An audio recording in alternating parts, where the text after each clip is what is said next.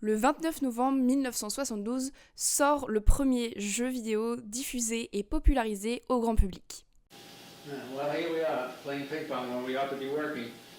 Here's our ball volleying back and forth. One free ball, plus one net, courtesy of the local CATV station. Here's my partner Bill, and we're going to play ping pong for you in a minute. Pong, ce jeu d'arcade reprenant les codes du tennis de table, deviendra sans le savoir le point de départ d'un réel fait culturel et social. Si au départ les jeux vidéo étaient pratiqués par une petite partie de la population, ils se sont aujourd'hui très largement démocratisés et diffusés. Les jeux vidéo aujourd'hui inondent notre quotidien, et ça que l'on soit petit, grand ou peu importe où on vit dans le monde. Par ailleurs, ils se sont tellement démocratisés qu'aujourd'hui, on met en place des cérémonies pour récompenser les jeux de l'année. À l'échelle internationale, on peut mentionner les Games Awards, qui est une cérémonie qui se tient tous les ans depuis 2014. Son fonctionnement, il est assez similaire que pour celui des Oscars au cinéma. On a des catégories, des jeux qui sont nominés, des votes et des trophées. Et comment parler des Games Awards sans mentionner évidemment le jeu qui a gagné le prix du meilleur jeu vidéo de l'année en 2025, Clair Obscur Expedition 33. Et si je le mentionne, c'est pas uniquement parce que c'est un très bon jeu, c'est aussi parce que c'est un jeu français. Et ça, clairement, les développeurs et créateurs chez Soundfall Interactive, ils s'en revendiquent très clairement. And the game of the year is mon ami Clair Obscur Expedition 33.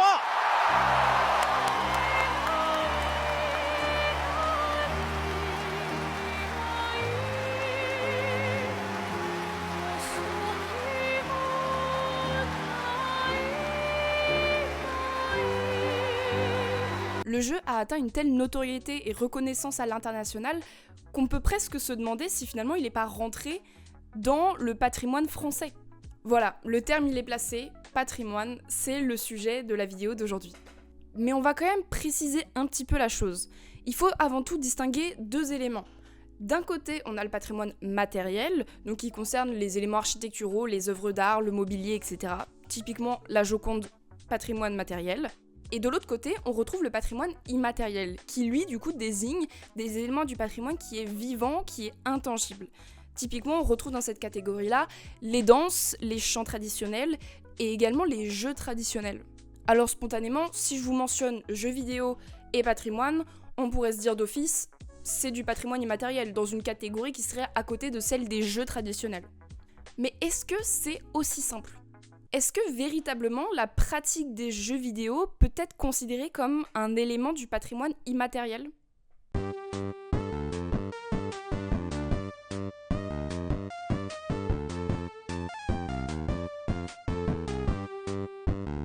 Salut, c'est Anaïs et aujourd'hui on va s'intéresser à la pratique des jeux vidéo au regard du patrimoine immatériel. Deux petites choses avant de commencer. Le premier, c'est un disclaimer. Vous allez peut-être vous en rendre compte au fur et à mesure de la vidéo, mais j'adopte ici un point de vue quasiment exclusivement français. Alors évidemment que c'est critiquable, mais la raison principale pour laquelle j'ai fait ce choix-là, c'est tout simplement qu'on ne peut pas répondre à la question de la même manière partout sur la planète.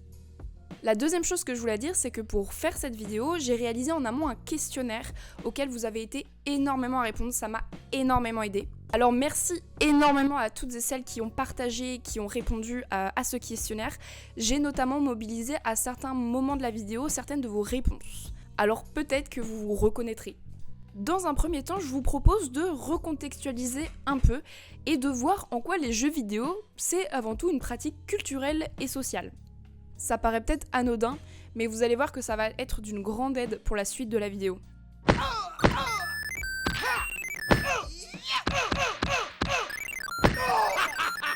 Tout d'abord, si on prend une définition vraiment basique d'un jeu vidéo, c'est littéralement un jeu commandé de façon électronique sur un écran. Mais en réalité, il s'agit d'un terme fourre-tout qui englobe énormément de supports, de types, de genres, de catégories, de sous-catégories de jeux. Jeux mobile, jeux PC, jeux console, jeux multijoueurs, jeux en solo, jeux d'action, jeux de combat, les FPS, les TPS, les jeux d'aventure, les jeux d'action-aventure, les jeux de stratégie, les jeux de sport. Bref, il y a autant de jeux et de façons de jouer aux jeux vidéo qu'il n'y a de joueurs et de joueuses en réalité. En plus de ça, on peut affirmer que les jeux, finalement, c'est un art à part entière qui englobe elles-mêmes d'autres pratiques artistiques.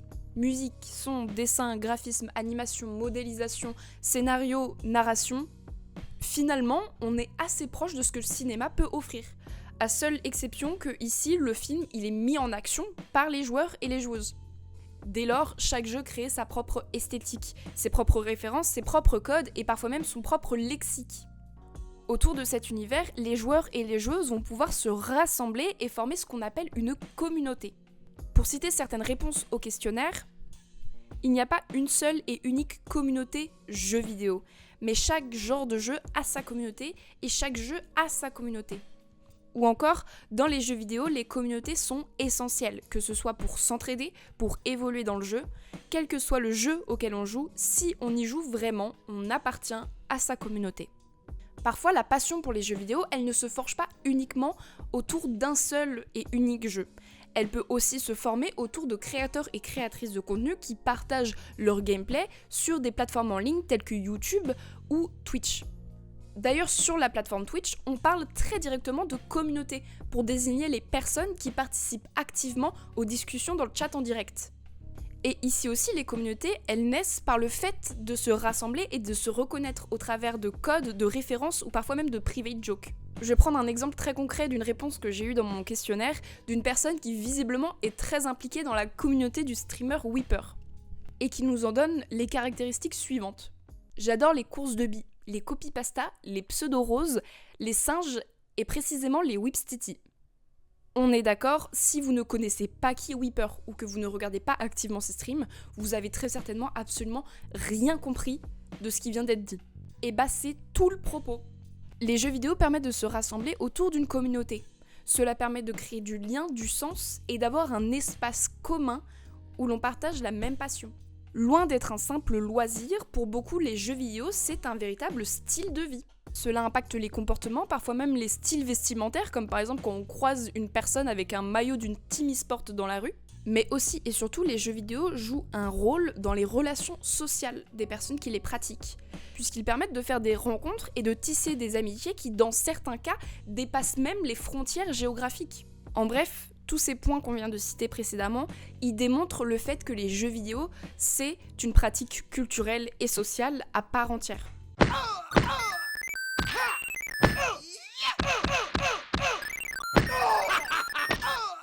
Ok, mais du coup, quel lien avec le patrimoine immatériel ? Et bah encore une fois, ici on va devoir distinguer deux choses. D'un côté, le patrimoine immatériel, donc le terme générique qui désigne le patrimoine vivant et intangible comme je vous l'ai évoqué en introduction. Et le second, c'est le patrimoine culturel immatériel. Et là, vous allez sûrement me dire, mais c'est la même chose à un mot près. Et bah oui et non. Parce qu'en fait, le patrimoine culturel immatériel, il renvoie à une notion qui a été fixée par une convention de l'UNESCO en 2003. En ce sens, le patrimoine culturel immatériel, que je vais abréger en PCI pour la suite, c'est plus simple, il désigne une notion qui est institutionnalisée et qui possède un cadre législatif. Et cette convention qui définit ce qu'est le PCI, elle a pour but premier la sauvegarde, la reconnaissance et la valorisation du patrimoine immatériel. Et pour qu'un élément du patrimoine immatériel il soit reconnu en tant que PCI, il faut qu'il ait été voté lors d'une commission annuelle organisée par les États faisant partie de l'UNESCO. Et je peux d'ores et déjà vous dire que les jeux vidéo ne font pas partie de la liste du PCI. Mais ça n'empêche pas de se questionner pour savoir si la pratique des jeux vidéo, elle rentre ou non dans les critères d'admission au registre du PCI. Donc ce que je vous propose, c'est de les prendre un par un et de voir si les jeux vidéo répondent ou non aux critères. Premier critère, pour être PCI, il faut que ces éléments soient reconnus comme faisant partie du patrimoine immatériel des communautés, des groupes ou des individus. Il faut que ce soit les communautés qui disent que ça fait patrimoine pour elles. Et pour cela, je vous ai directement demandé. Et la réponse au sondage, elle est plutôt unanime. Alors pause. Entre le moment de filmer et le montage, quelques réponses supplémentaires ont fait un peu bouger les graphiques que vous allez voir par la suite. C'est vraiment léger, mais je préfère quand même le préciser pour pas que vous soyez surpris. Sur les 93 répondants au sondage, 51% sont complètement d'accord avec le fait que les jeux vidéo, c'est du patrimoine. 34% sont plutôt d'accord, sachant que pour le reste des votes, 12% se sont prononcés neutres sur la question, et seulement 2% sont pas du tout d'accord avec l'affirmation. Donc même si ici on n'a vraiment qu'un tout petit échantillon de répondants, de joueurs et de joueuses, bref, on peut quand même dire que ça fait patrimoine pour la plupart d'entre eux et d'entre elles. Le deuxième critère, il veut que ce patrimoine il soit transmis de génération en génération depuis au moins 2 générations. Alors j'ai fait un petit calcul, j'espère ne pas m'être trompée dans le calcul. J'ai pris la date du premier jeu vidéo sorti, diffusé, popularisé, donc Pong, 1972, par rapport à aujourd'hui, 2026, et j'ai calculé les générations qui se sont écoulées entre ces 2 dates-là, et on en est à 4 générations. Donc, a priori, ça coche aussi cette case-là. Troisième critère, il faut que ce patrimoine il soit recréé en permanence par les communautés. Le patrimoine immatériel, il n'est pas figé, il évolue naturellement avec la communauté et les personnes qui le font vivre. Alors je vous ai aussi posé la question sur le sondage, et encore une fois, la réponse elle a été plutôt unanime. On a 50% de personnes qui sont complètement d'accord avec cette affirmation, et 31 d'entre elles qui sont plutôt d'accord. Et quand j'ai demandé d'expliquer pourquoi cette réponse-ci, certains ou certaines d'entre vous ont évoqué le fait que les joueurs et les joueuses, leurs critiques, leurs retours, leurs remarques, elles permettent sans cesse d'actualiser, de faire des mises à jour des jeux. Et aussi, le plus souvent, on va remarquer que finalement, ce sont les passionnés qui vont faire évoluer l'expérience de jeu, les styles de jeu, les façons de jouer. C'est le cas notamment dans la création de ce qu'on appelle les mods, qui désignent l'ajout ou la modification d'une des fonctionnalités d'un jeu qui existe au préalable. Ou encore le speedrun, qui est une discipline qui consiste à finir le plus rapidement un jeu. Et cette discipline-là, on la retrouve sur énormément de jeux. Ça va de Minecraft à Celeste, jusqu'à même Subway Surfer. Autre critère, mais on va pas passer énormément de temps dessus, le patrimoine immatériel doit créer un sentiment de communauté et d'identité. Et donc ça, je pense qu'on y a très largement répondu dans la première partie de la vidéo. Donc je coche le critère. Et le dernier critère, c'est pareil, on va pas y passer énormément de temps. Il faut que le patrimoine immatériel soit conforme aux instruments internationaux, c'est-à-dire en termes de droits humains, de respect mutuel et de développement durable. Alors j'avoue que j'ai pas énormément fait de recherche plus que ça, parce que pour moi ça paraissait assez évident que les jeux vidéo, ils les respectent.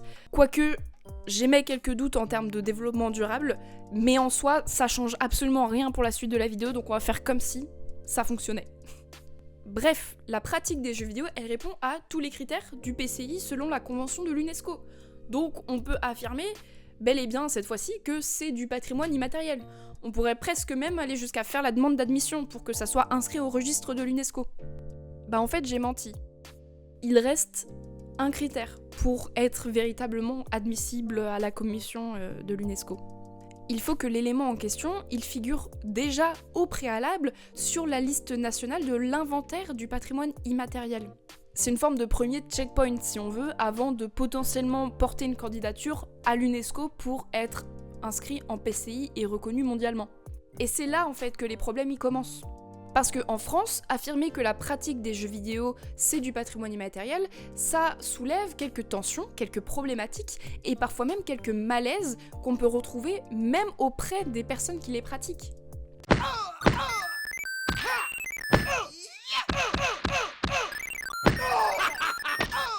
Déjà, une première barrière existe dans la perception même des jeux vidéo au fil du temps. Dans le questionnaire, à la question autour des jeux vidéo en tant que pratique culturelle, quelqu'un a répondu « pratique illégitime selon Bourdieu ». Et je souhaite m'y arrêter quelques secondes parce qu'en fait je trouve ça hyper pertinent. Selon le sociologue du milieu du XXe siècle, Pierre Bourdieu, les goûts en matière de culture sont socialement déterminés. On distingue alors une culture légitime qui est associée à une culture élitaire, intellectuelle, portée par une classe dominante de la société. Et donc cette définition, elle sous-entend que si on a une culture légitime, on en a forcément qui le sont moins, voire qui sont complètement illégitimes, et ainsi portés par une classe dominée dans la société. Alors je ne suis pas en train de dire qu'en tant que gamer, on fait partie du plus bas de la société. Simplement, ce que je veux montrer ici, c'est que les jeux vidéo, ils appartiennent avant tout à une culture qui est marginale, et qui est considérée comme une culture illégitime, selon Bourdieu. Et de ce fait, cette pratique, elle est sujette à des préjugés qui perdurent encore aujourd'hui. Typiquement, si là je vous demande d'imaginer ou de me décrire spontanément à quoi ressemble un gamer, Et bah très certainement, vous m'avez fait le portrait d'un homme qui ne se lave pas, qui reste dans sa chambre enfermée, certainement à faire des nuits blanches, une boisson énergisante à la main, petit point bonus si il jouait à League of Legends. Un autre exemple, encore une fois, si je vous demande maintenant de penser tout de suite à un préjugé majeur qu'on a sur les jeux vidéo, certainement, vous allez avoir eu en tête, les jeux vidéo rendent violents. Et ben en fait tout ça c'est pas anodin. Ça prouve simplement que les jeux vidéo, ils peinent à se détacher de cette image péjorative qu'on a d'eux. Et c'est cette vision péjorative qui rend l'acceptation des jeux vidéo en tant que patrimoine immatériel comme complexe par le public. Alors demander d'inscrire la pratique des jeux vidéo en tant que patrimoine immatériel national en France, je pense qu'on en est encore très loin. Mais je vais tout de même nuancer un petit peu les propos, puisque vous êtes nombreux à l'avoir souligné, en effet, les jeux vidéo s'étant largement démocratisés, ils sont beaucoup moins diabolisés. Et du coup, cette vision péjorative, elle a tendance à s'atténuer, nettement. On voit même de plus en plus les jeux vidéo mis en avant pour leur côté positif de ce qu'ils apportent, comme notamment c'est le cas pour les différents événements caritatifs qui peuvent en découler. En bref, les jeux vidéo aujourd'hui, ils sont très loin de l'image qui leur est attribuée par leurs détracteurs. À tel point que certaines personnalités politiques s'affichent ouvertement avec. Et c'est par ailleurs ce que le président Emmanuel Macron a fait en 2022 à l'Elysée avec sa réception en l'honneur de l'e-sport français. Alors d'un côté, on pourrait voir en ce geste une véritable avancée en ce qui concerne la prise de considération des jeux vidéo en tant qu'objet culturel de par les institutions gouvernementales. Mais en réalité, ici on fait face à un autre problème, qui est celui de la récupération politique. Ici, en réalité, les jeux vidéo, ils sont pas vraiment valorisés pour ce qu'ils sont ou pour ce qu'ils peuvent apporter patrimonialement parlant. Il s'agit surtout d'un outil ou d'un instrument politique.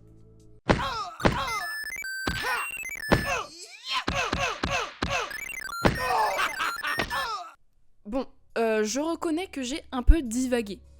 Donc ce que je vous propose maintenant, c'est de changer un peu de sujet et on va faire comme si les jeux vidéo ils étaient inscrits à l'inventaire national du patrimoine immatériel en France et qu'on voulait potentiellement proposer une admission pour le PCI de l'UNESCO. Donc reprenons l'objectif premier de la convention du PCI, la sauvegarde du patrimoine immatériel. Sauf qu'en réalité, est-ce que les jeux vidéo ont vraiment besoin d'être sauvegardés ?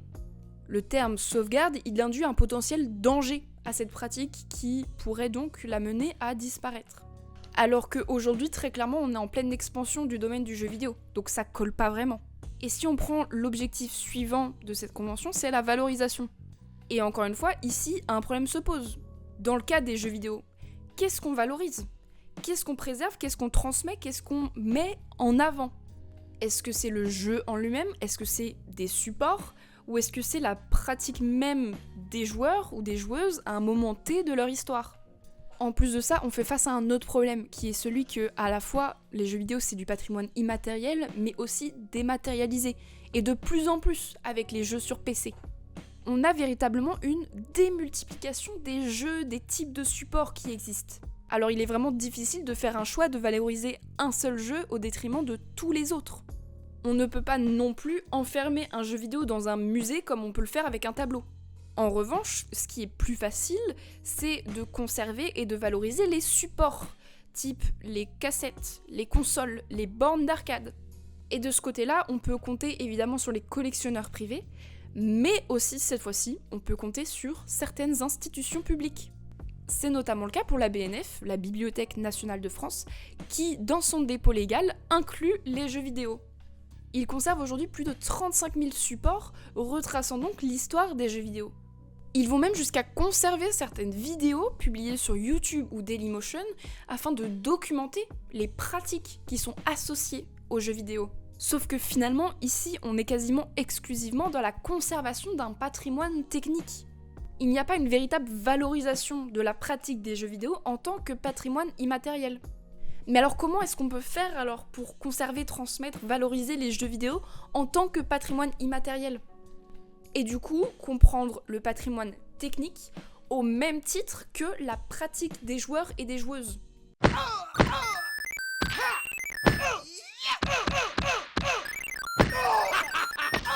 Eh bien, j'ai trouvé 2 éléments de réponse à ça.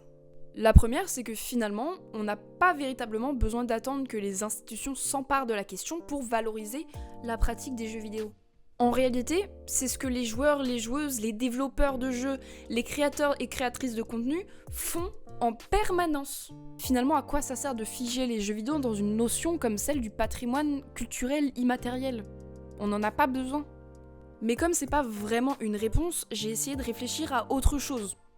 Et cette seconde piste, c'est une personne du questionnaire qui me l'a évoquée.